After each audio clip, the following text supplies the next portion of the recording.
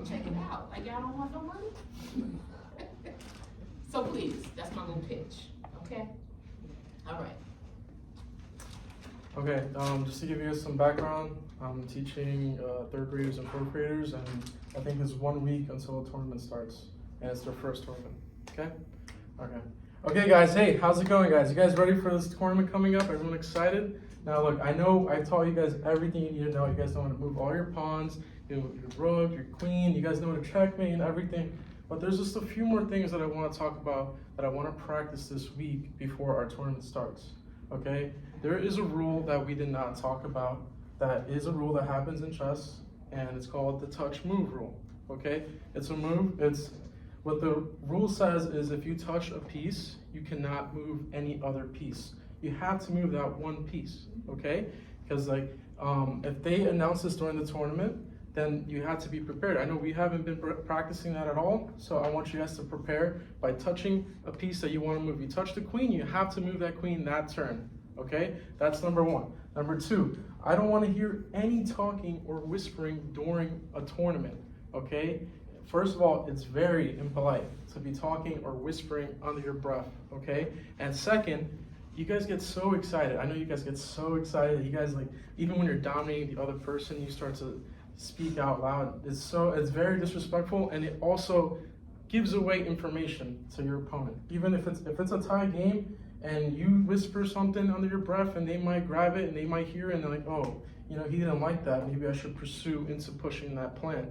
You give them slight advantage. They hear your whispers and then they can learn from it. Now, the third thing I want to know, I want to teach you guys is, please, I know you guys get really excited. Wait before you move, okay? Don't touch your piece if it's not your turn. Because if it's their turn and you decide to touch your piece because you see them already finishing their move is not done until they drop it. If they're still holding on to the piece and they see you touch a piece, they're gonna take their piece back and change their plan because they now know what you're gonna do next.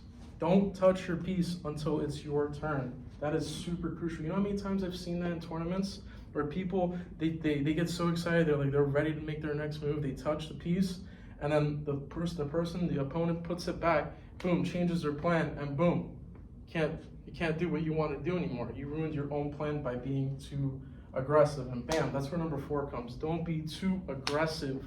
Now, because of that, because you'd be touching your pieces, but also, if you're too aggressive, you might knock over your pieces. You might knock your pieces over, you might knock your opponent's pieces over, and if you knock your pieces over, you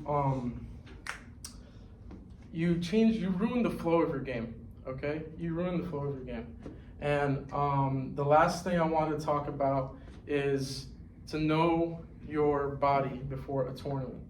And because there's been too many times when I've been in a tournament, these tournaments are long, they're like 6 hours, 7 hours, 30-minute, 40-minute games, and you do not want to have to use the bathroom during a tournament, okay? You do not want to be worrying about your opponent and worrying about your stomach, okay? So please use the bathroom before a tournament.